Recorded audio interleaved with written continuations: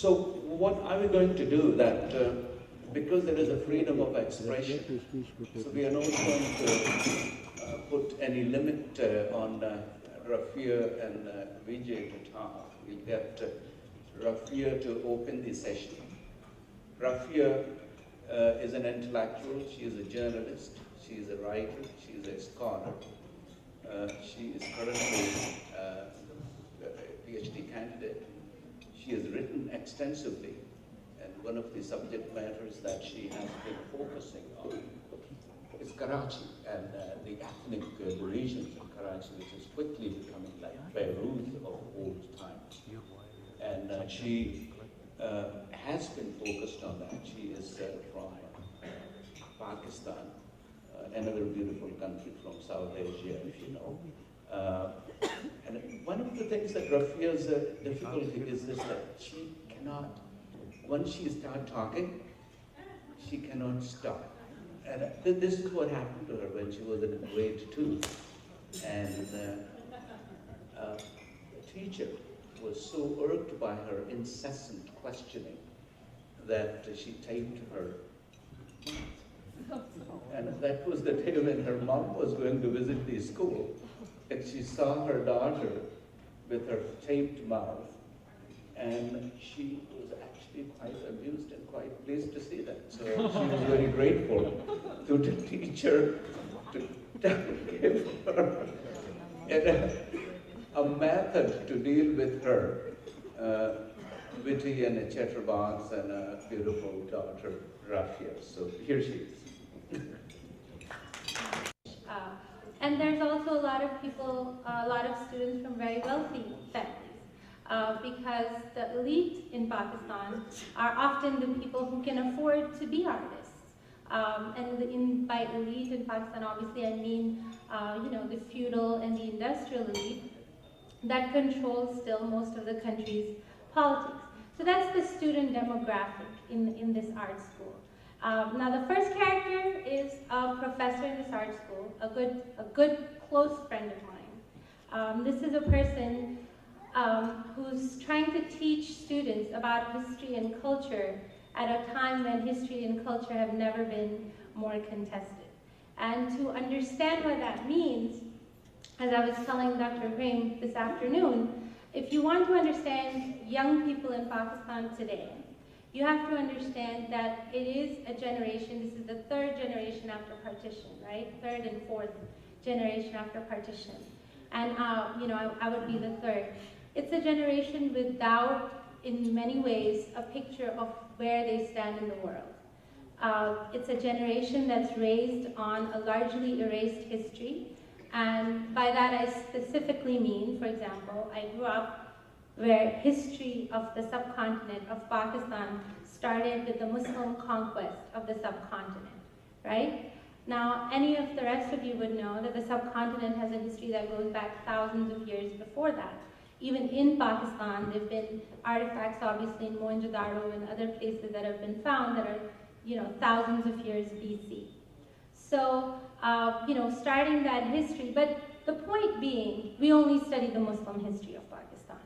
And we study all of our identity is based on whether or not it relates to being Muslim. And to the point that I would say that I did not learn about most of, I would say, even iconic events in subcontinental history, the details, like the succession of East Pakistan, the creation of Bangladesh, till I came to the US and as a student here. So this is the generation that he's dealing with. And in that generation, this is someone from the old school. So, and when I mean old school in Pakistan, this means, when like my generation or the kids who are even younger see this, it's the people who still talk about partition. Okay, that's because the generation that's there now, for them, that's ancient history. And they've never seen a Pakistan that existed without violence and existed without ethnic divisions. And for most recent, the 10 years since 9/11, it's a generation that doesn't know an existence without terrorism. So he's trying to raise these questions about history, but he's doing it under, with the department is 2 people. And so the second character in this story is a student who comes from a very wealthy family, a very feudal landed family, and this is kind of the avant-garde of Pakistan. And their position is that everything they do, if the rest of Pakistan, or if, like, I would say, the poor of Pakistan are aligned to look away from the West, this is, I would say, the class in Pakistan that looks only to the West. So that it's all about what you can do to promote yourself within a Western global context.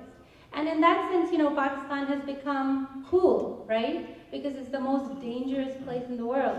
So anything you do in Pakistan at this point is in that sense imbued with this romanticized sense of danger, that, oh my God, I'm living in Pakistan. I mean, of course, if you say it to a Pakistan, they're going to be like, yeah, so are the 180 million other people. But when you say it in London, and when you say it in the US, or you say it in Canada, it carries a cachet that, oh my God, she lives in Pakistan. She really knows what's going on. So there's an aspect of that that's very real. And the fact is, mostly only the rich elite in Pakistan have access to that narrative, right? Because they're rich enough to leave the country, go in, come back, have very wealthy friends abroad that they can sort of sell their own image to. So this is the second character, is someone who was a student at this art school who wants basically to promote her own art. So the third and final character is someone who's a research assistant in this department, in this art school. And to give you some background on this guy, this is someone who is not interested in art at all, who would never be at this school at all, but it just so happened that his father once did a favor to a very wealthy and powerful politician in the province where this art school is located. So how did this politician repay that family? Well, his father went to the politician, he said, my son needs a job. So can you get him a job? This is a government institution. This guy gets placed into this department, in this art school, where there's this kind of old guard that's trying to keep this discourse going. There's this rich elite that's all about, we need to defeat the Taliban by having as many fashion shows as we possibly can. And in the middle is this research assistant. And so he comes in, and the problem is that, this English is the official language in Pakistan, and it is in most of the government institutions, including this one. But he doesn't really know much English. And he comes from a lower middle class background, a conservative family. He's not, in his family, at his home, the women do not, sit with the men. It's a segregated household. It's a segregated community that he lives in. And so here he is. And of course, since he's a political appointee, when he first gets appointed, he comes every day and he sits at his desk and he kind of tries to look busy and, but then he's a political appointee. So the next month, he decides, you know what, I think on Fridays I'm not going to come because on Fridays I want to go and pray. And so there really doesn't seem to be anyone really looking to see. So he stops coming on Friday. Well, a couple of years pass and there's a different principal and he starts to come only 2 days a week. And eventually he's just picking up his paycheck because, that's owed to him. And in Pakistan it's very hard to fire someone who's been hired by, someone higher up. And so he basically shows up very rarely. So what happens as the years pass and you come to current times is that the department dwindles from, as the budget cuts get more and more and more, from 5 or 6 professors to basically a principal, a couple of professors, and this guy. So obviously the professors are thinking, all right, well, maybe we need to get him to do some work because we only have so many people. And so this professor, our first our first character, says, you know, how about you do like just some very basic work, like write a report on this exhibition that we had. This guy can't write in English, so what he does is Google just, you know, copy and paste things from the internet and try to make it into an article, which of course gets him in trouble with this professor. And there's like this sort of chain of complaints where he's telling the principal, what are we doing? You know, I mean, we have no money. We can see we have no money, but yet we've got this guy who never shows up, who can't do anything. But anyway, so this is the status quo. Now, into the middle of this comes a very particular situation, and that is that there's an art journal that this university wants to produce, right? Because you've got all these student artists who want to put their work into this journal, and you want to have something that shows how young people in Pakistan are thinking about terrorism, how conflict is affecting their lives, you know, giving them essentially a creative outlet to express the narrative of the violence that they're seeing. But there's no money to have this journal. And this is where our second character, the student, the rich ex-student who now has a publishing company, it just so happens, comes into the picture. And she essentially comes to the administration and she says, you know, I've just started this publishing company. I can fund this whole journal. And we're gonna have this journal and it's gonna be great and the whole world can see that Pakistanis are producing great art and our artists are gonna have a global audience and the work that we're producing in conflict and going through all of this is going to have an international audience. Of course, you know, she wants an international audience for her work. So, I mean, you know, that's kind of, this dilemma faces the department then. How are they going to keep, you know, they don't have money, but at the same time, it's a good cause. You know, they don't want to give up this academic, you know, their control of really what deserves to be in a journal, what deserves to be out there. And so what happens is basically there's a lot of people in the department who just say, this is a fantastic idea. We just have to do this. And to sort of make it more fair, they put our first character, the old-style professor, on the editorial board, along with you know, the ex-student, another person from her publishing company, and two people who are her, you know, pretty strong supporters. So here we go, and here's this production of this journal. And you know, unsurprisingly, the student, I mean, there's a lot of conflict of what needs to go in the journal, right? We knew this was going to happen because, of course, not only does she want, it turns out, once all the contracts are signed, her work to be in there, she also wants her friends' work to be in there, and then their friends' work to be in there because this is a journal that she's producing and she's paying for it. So, you know, so then you've got this administration that's pitted against this conflict.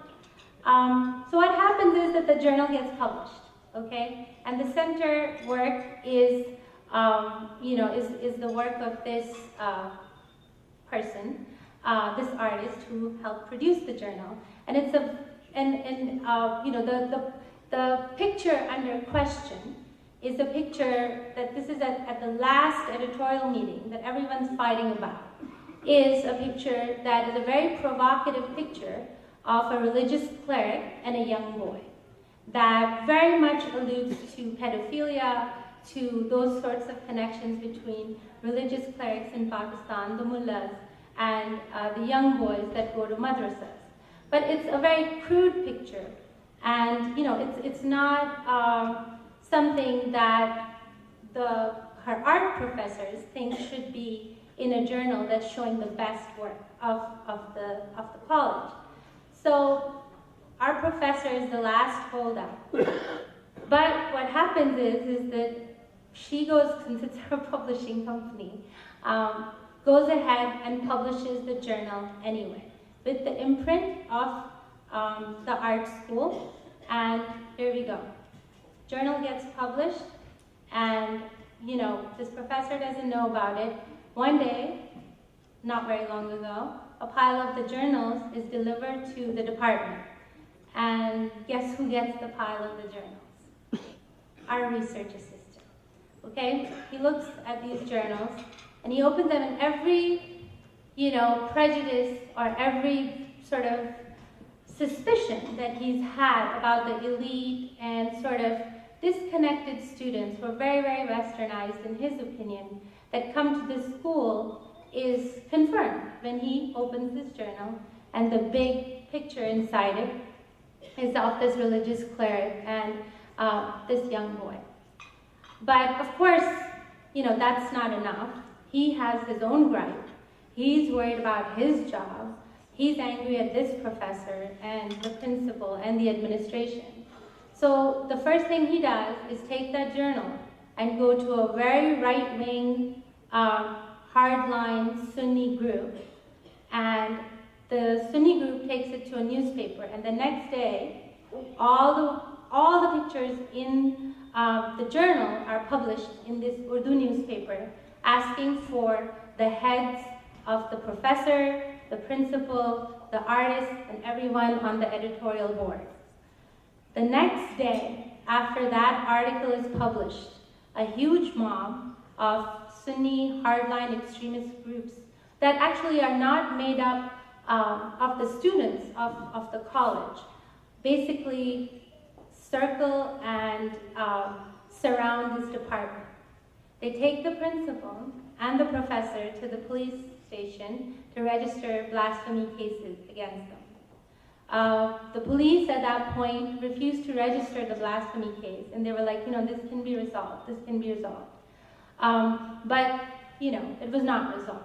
And while the case was not registered in the police station, there's basically the next day a case, with all the people who generally oppose art in Pakistan, who see it as, a westernized influence, that don't want to see it as an outlet, basically finance this case. So right now, the principal, everyone on the editorial board, and the professor, as well as the artist, are all accused of blasphemy under section, I think it's 209C of the Pakistan Penal Code, which carries the death penalty if you're convicted. Now, the first thing that the principal does is fire the professor, even though he actually had no knowledge at all of the journal being published, and he had never approved it. The artist herself leaves the country and goes to Europe because she can afford to do that, and because now she can say she's an artist that's accused of blasphemy in Pakistan. And the intentions there are for you to judge. The principal is too afraid to fire the research assistant because he thinks that that's his way of getting out of this case. He obviously knows that it was instigated by this disgruntled employee. And that's where things stand today. They were more hopeful when recently there was a lot of anti-blasphemy activity in Pakistan when an 11-year-old girl with Down syndrome was accused of blasphemy. But then literally as soon as these protests recently over this film, it's become, and to give you a context of that, you have to understand that about, I'd say, a good 50 to 60% of people who are accused of blasphemy in Pakistan don't actually ever get convicted. They get killed on the way to court for their hearing by people who have accused them of blasphemy. This has happened repeatedly in case after case after case. And that is still the situation today. And, in this environment, but the point of this story is to get you to see how all of these issues are connected. You've got a very wealthy, westernized elite that looks as blasphemy often as a marketing technique for their own identity, because they're not connected to Pakistan, because they can leave, or because they think notoriety and fame is easily available under a blasphemy accusation. This doesn't mean that they'll court that, but it's an open question. And in that sense, they're hurting not simply that part of it, but you have to see that in terms as a creative person who writes, it also shows how it's Western discourse ultimately that is determining both sides of the equation.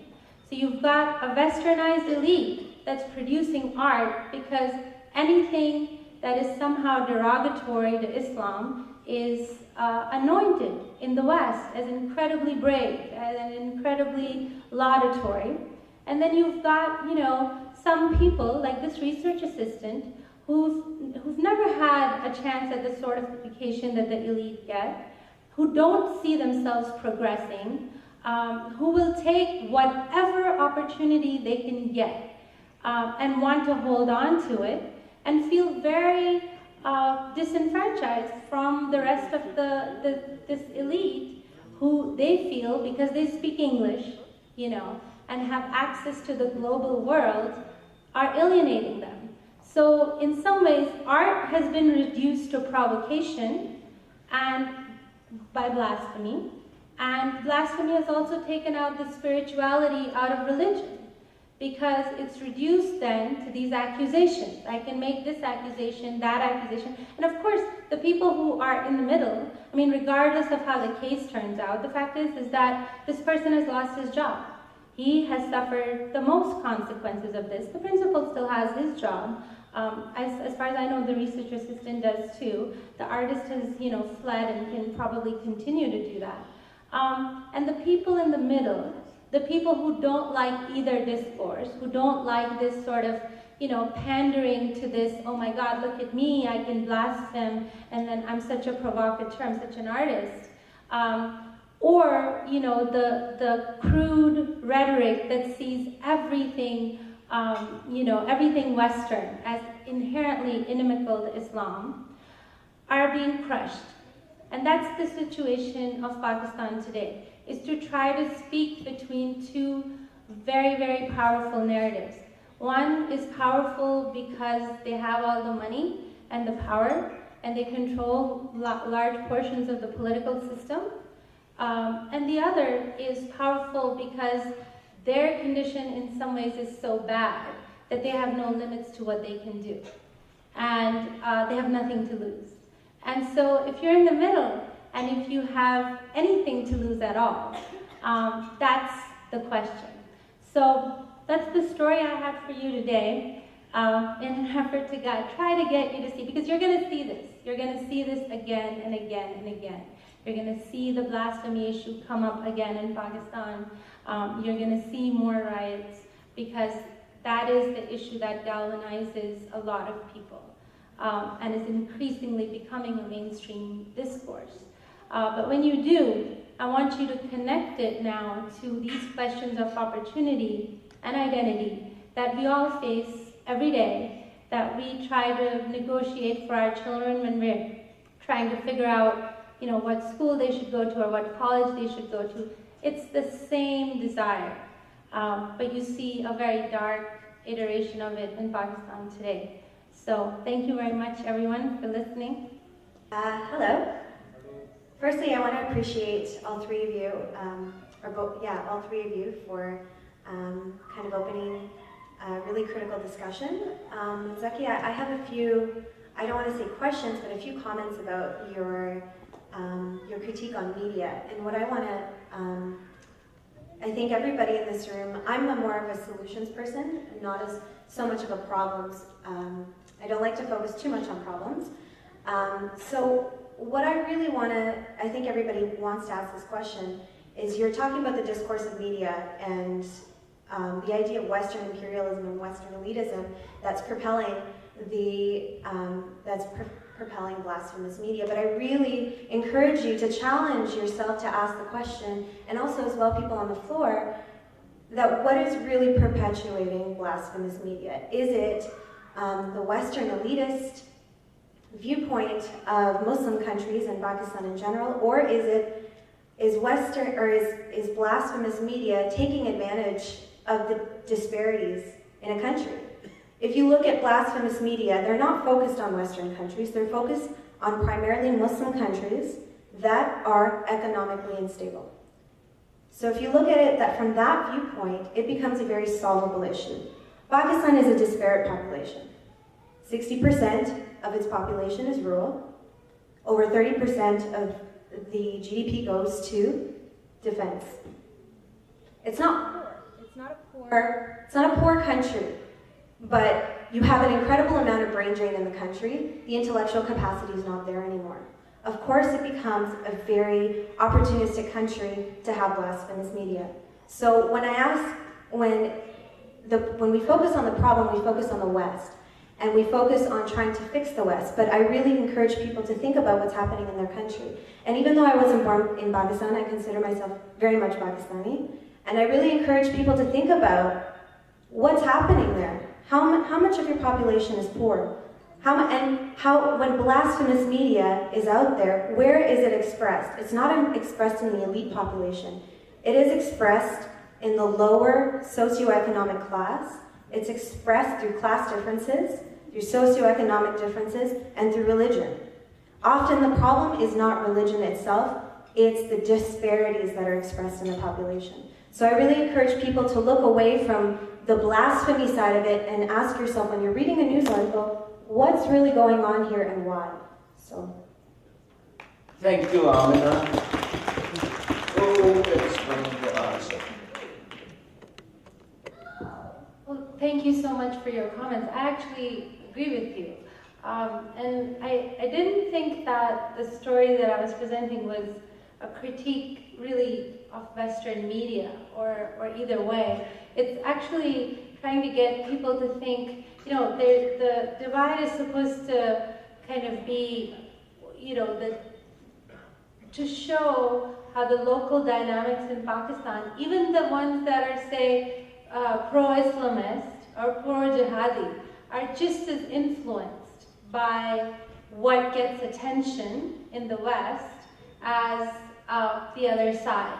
So, there's this blasphemy market that exists that both sides are exploiting, whether it's the elites or the jihadis. It's like a competition in which, who can do that more. So I actually agree with you. The other part, though, that I would say about the brain drain is that that's one thing. I mean, I don't disagree with you, but I think there's two parts of that question. And one is that Pakistan, since I would say the 80s especially, has been a labor export country. We export labor. We create, whether it's low-skilled labor that goes to the Gulf or high-skilled labor that goes to Western countries.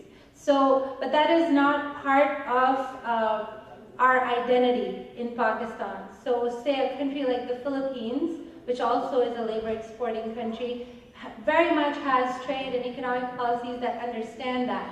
But in Pakistan, that's really not the concept. They don't see themselves as a labor exporting country, and that creates definite problems in terms of how you're going to retain some talent or not. I mean, one reason it's a labor exporting country is because the elites have a stranglehold, and people don't get jobs; they go abroad. So that's that. And I guess there was another question here that I'll repeat. It says, if we look into Pakistan today, Pakistani history, we see that until the late 60s, Pakistan was portrayed as a moderate, liberal, and progressive country. In your opinion, where in history did we make a mistake that made Pakistan narrow-minded?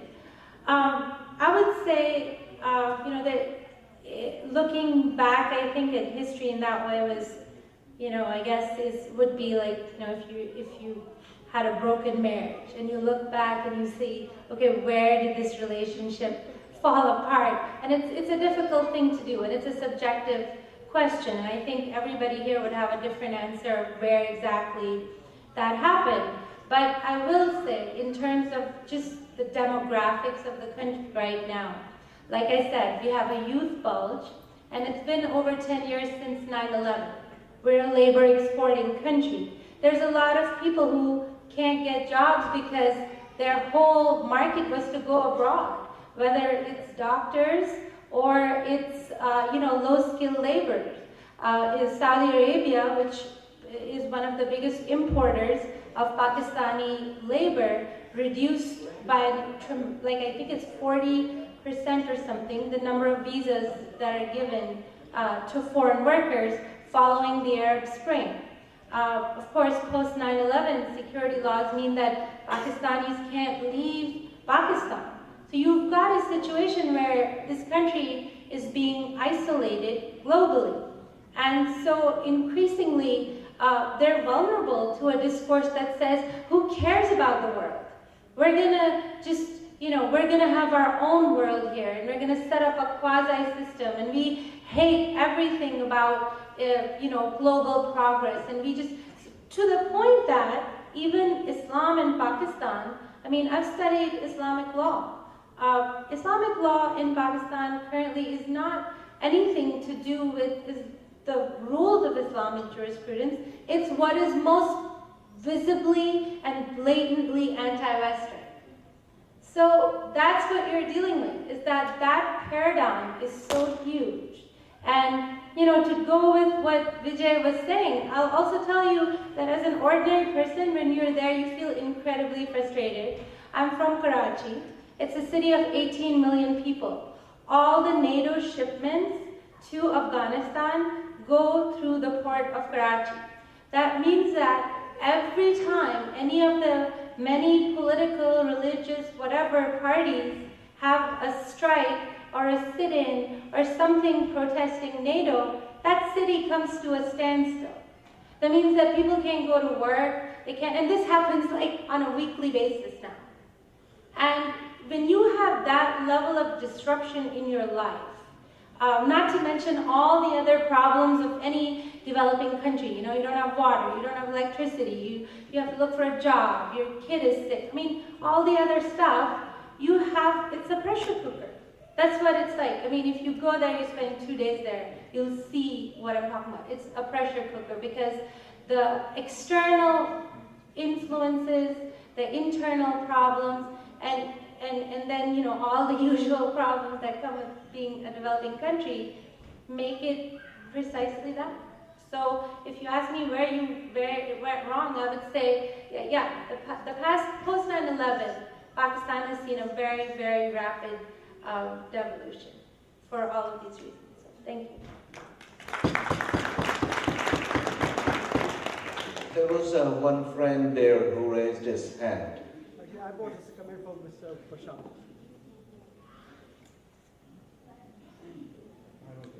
Oh, sorry. He comes before you. Oh. Sure, go ahead. You are going to be the number 4 now. What can be? Okay. Thank you very much, and I'm going to ask the question to the Honorable Lady. What you see, as Amna says, that 30% of our GDP in Pakistan is going to the armed forces. So what you see the role of the armed forces in establishing the political map in that region? Because that is a very strong community over there which is controlling the whole political system of the region. So what you see and how we can minimize the role of the armed forces in establishing the political map in that region. Before the question is asked, before we get the answer, maybe you would like to do a little spiritual exercise. Put your hand in your pocket, take out your cell phone, look at it and shut it, or put its voice down. It will be good for your karma, it will be good for all of us. Thank you for that question, and you're right. Pakistan is a security state. The first priority, and that's now been built into the national identity of Pakistan. And I'll tell you that the way it's sold to Pakistanis, like if you're going to school in Karachi or Lahore or wherever, is that, the national identity is that you're this country and you're being attacked from every side, basically. There's India, it's huge and it's sitting there. Iran doesn't like you too much, and now so it's this very it's a very particular mentality. I completely agree with you in terms of the fact that the military, in fact, I wouldn't say it's 30%, it's probably significantly more than that. And not only do they control the budget, they own a lot of Pakistani industry. I don't know how many of you have read the book Military Inc. by Aisha Siddiqa, who is a Pakistani scholar. It lays out exactly how the army controls not just the army, but the land and the industry. So the challenge, of course, with something like that is that you've got a political system that doesn't control the military, so your representation doesn't matter. So there can be thousands of people killed for, say, terror attacks. And people can get mad at the politicians, but the politicians don't control the military. And so, I mean, in terms of security, there's really no connection. And so, I mean, you're absolutely right, is that a lot of the frustration that people feel is because of that lack of representation. In some ways, when the Arab Spring was happening, everyone's asking me, will there be a revolution in Pakistan? But see, that's the problem. It would almost be easier if we had a dictator or some sort of very visible autocratic system that people could get mad at. But what we have instead is like almost democracy. So we have, it's kind of like we have all the trappings of, it's like this food is laid out here, but if you open all of it, there's just hot water. That's not true, by the way. But that's how it is. And so, and I really especially feel this in my capacity in my work with Amnesty, because